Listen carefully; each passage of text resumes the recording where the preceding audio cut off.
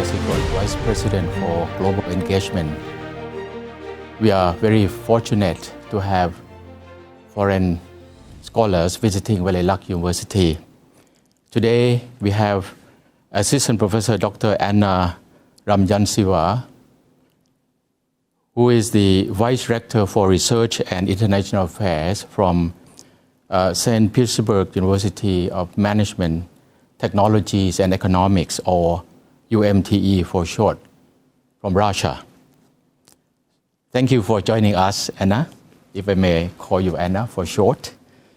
On behalf of Walailak University, would also like to extend a very warm welcome to you and President and Rector, Assistant Professor Dr. Oleg Chemeshko. Particularly you who are joining us on the program at this stage of your visit. First of all, I would like you to say very briefly about, for the sake of the audience who might not be familiar with your university, to say very briefly about UMTE, or University of Management, Technology and Economics in St. Petersburg in Russia. Thank you very much for invitation to your program and to university. St. Petersburg University of Management, Technologies and Economics is the largest private university in Russia. So we provide our students with several levels of studies from college up to postgraduate. So we have college, bachelor, master's level and postgraduate level study for our students. And the main directions of education in our university is management, economics, law, public relations, pedagogical studies, some informations, system management in economics and in management in general. Also, we study our student tourism, public relations, and marketing, and so on. It's under the bachelor level in general. So it's the largest private university in Russia. Where are your students from? Basically, largely from Russia, from Saint Petersburg, or from other parts of Russia, or what about foreign students? Okay, we have about 10,000 students at the university, and about 500 is international students. So the most native students are from Russia, and about 50% of students is not from St. Petersburg region. They are from the whole Russia in general. And if we will talk about foreign students, the most part of them is the former Soviet Union in the past, from Kazakhstan, Azerbaijan, Belarus, Uzbekistan, so such countries. But a few one is from the foreign countries such as China, Vietnam, some of them from Europe countries, but not a big amount of them. Mm-hmm. Yes, the University of Management, Technologies and Economics, relatively, it's about 30 plus year, right, old, yeah. Which is similar to our university, Walailak University, but by now you must have graduated a number of students already, so you have had some significant numbers of your graduates already. Where do you, I just want to have some idea where in the end your graduates go to in terms of their employment. Okay, during their studying we are carefully looking for their practical education. We provide them with different tools for training their practical issues during their studies. We invite enterprises to our classrooms to teach lectures for students, and so we are looking for employment for them after their graduation. And during our history, we can say that our student works in a different field of economy in our country and in other countries too. So they applied for foreign companies, for big bank, for government authorities, to tax authorities, and so on. So we provide them with a different variety of job to apply after graduation from our university. When we think of Russia, particularly when it used to be the Soviet Union, we think about being very advanced in the area of scientific research, engineering, space research, pretty heavy stuff. But now your university focuses very heavily on management, on economics, and a part of technologies, of course. Can you give me some context within which the university was established? I mean, there must be a need for graduates who focus on management and economics. From the research field? Yeah. Mm-hmm. Okay, if we will talk about research... studies or both the studies and then research. Okay, so when we organize our studying for our students, we try to provide them with research opportunities. So our student and master student, PhD student, do some research together with our professors. And the main field is innovative management from the past and some financial safety of the enterprises. It's one of the topic. But several years ago, we turned our research policy to the topic of sustainable development in the view of green economy. So we organize a special conferences based on this topic every year in October. And from the last year, we provide our participants with Scopus indexed book based on the thesis in these conferences. So we invite foreign speakers to these conferences and organize it in combined format. So we use campus speakers and online speakers too. So we try to do this research from research side of this topic, and from the study we try to study our student how to prepare, for example, special financial sheets for this topic for enterprises, how enterprises can follow requirements of this topic in our economy, what they need to do to follow these requirements or to receive some foundation for the project of green economy in general. Right, because in some way, Russia transformed from the old system into a more Western-based system of capitalism. And was there such a need to provide new theories or knowledge in the area of, probably, global economics or global management? Interesting questions, because last several years we were following West theory of management in all fields of study. But now we try to change the directions to our own field, our own thinking about these questions, how we can organize our economy and management of our enterprises besides these topics in general. So we try to look through to other management theory in the world and to follow globalization in general for the world. Right. And another question related to that, which is that Russia is a very important player among the BRICS country, comprising Brazil, China, South Africa, India. Yeah. So Russia is being a very significant player in the new grouping called BRICS. To what degree Russia leadership is being seen by, let's say, scholarly community or students of your university? Became a leadership of this process? No, because Russia plays a very important role in the BRICS. Okay. So from student point of view, how do they view that?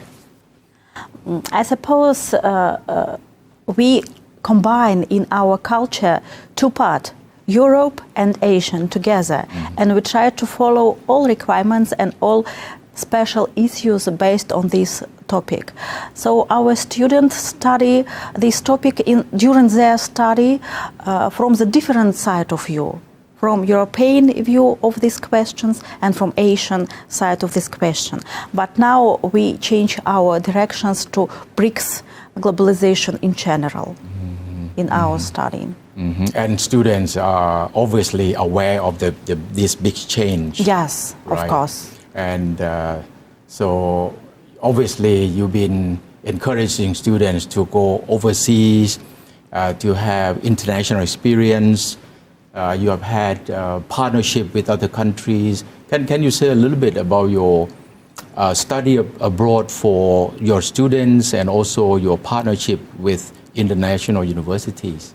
Okay, today we change our directions to Asian countries and try to send our students to Vietnam, to Indonesia, to Thailand. So we have several partners from these countries and provide our students with the opportunities to come abroad to those countries. But we also have cooperations with Mexico and with Brazil for exchange, and now our students change their willing to come abroad to those countries which belong to BRICS system in general.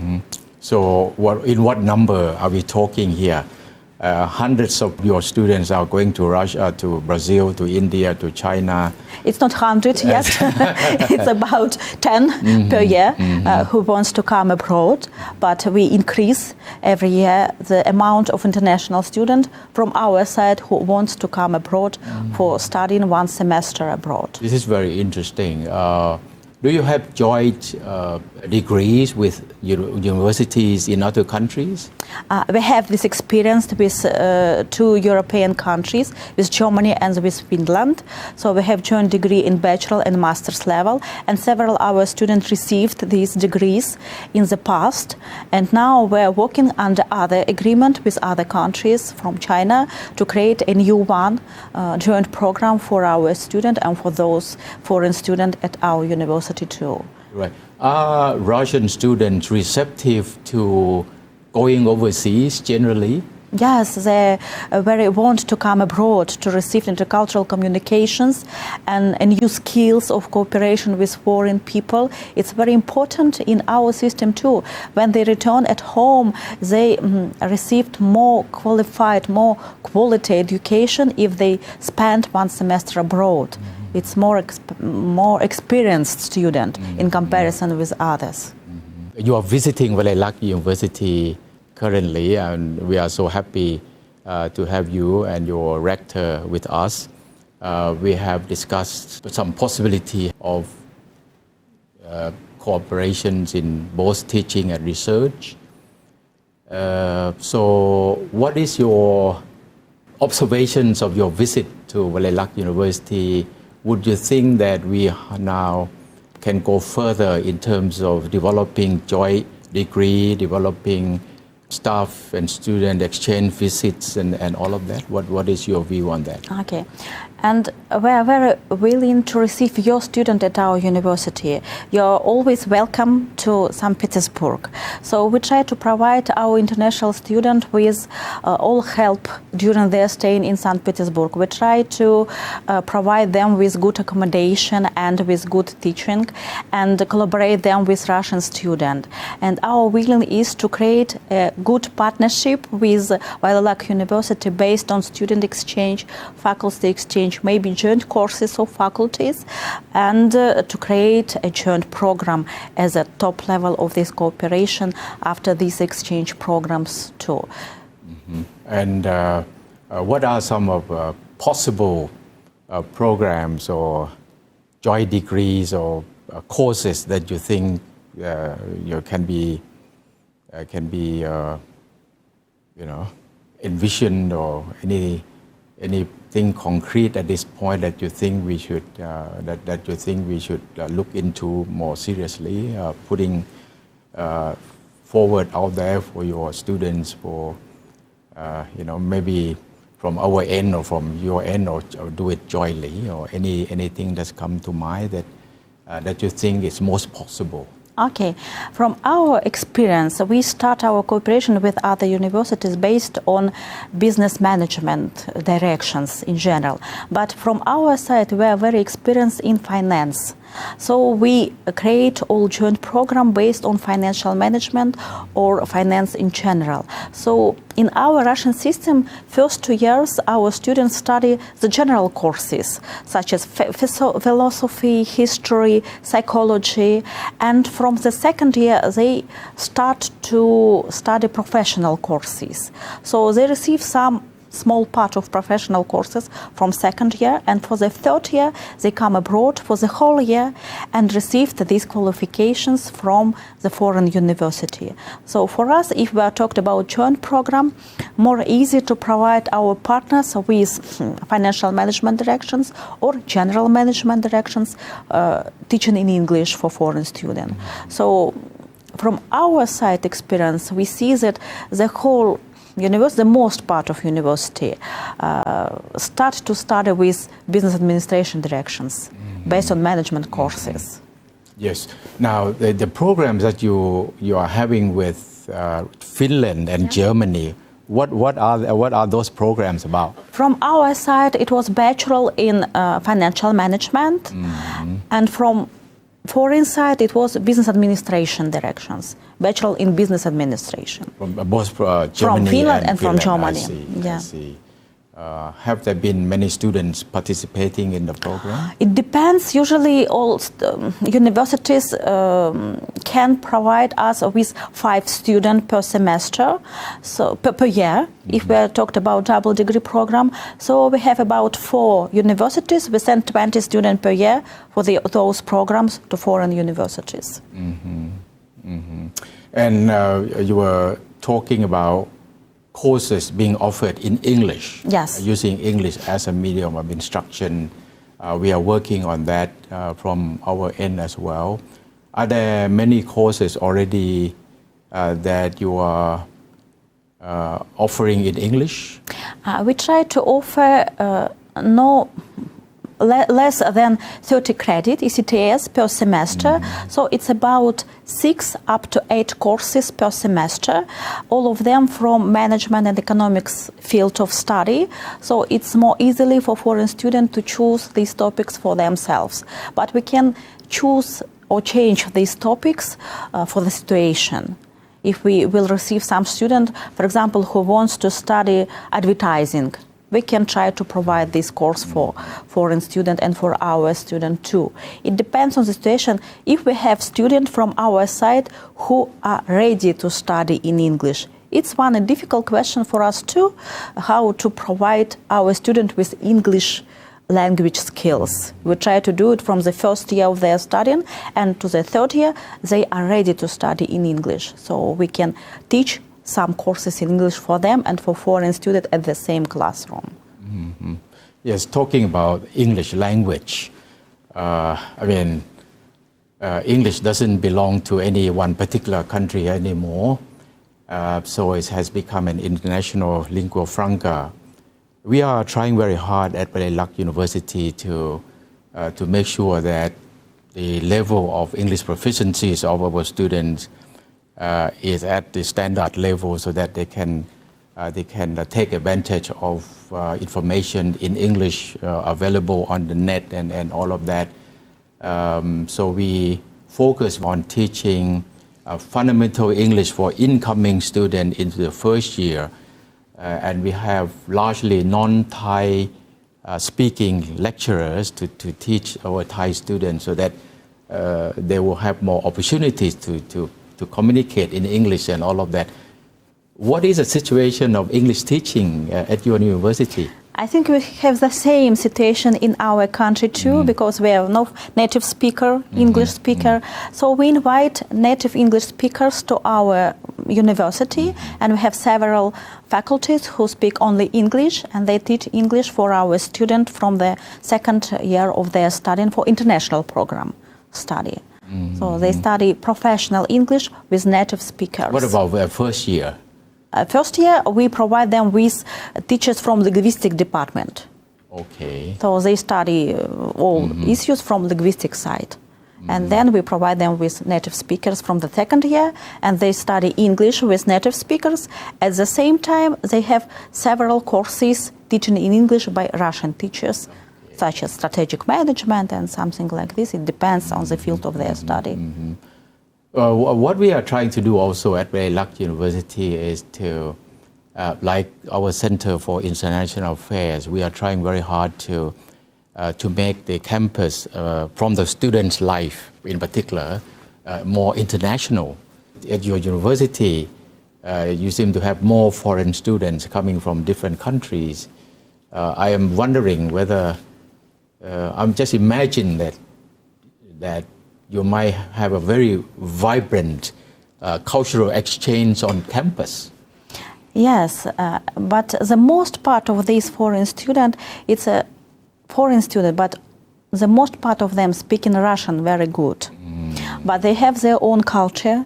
So we have intercultural communications in our campus with them too, because it's a different culture, and we organize special events for this, not for those students, for all the students, some traditional holidays or some events for foreign students which we organize together. To see how it works. Some food, national food of other countries, they try to do it together and something. What about from other European countries? Not now. I see. Right. And I understand also that these days, Russian students like to go to China. You know, when we talk about Asia, China is one of those countries that they seem to be attracted to. How do you explain the fact that Russian students probably,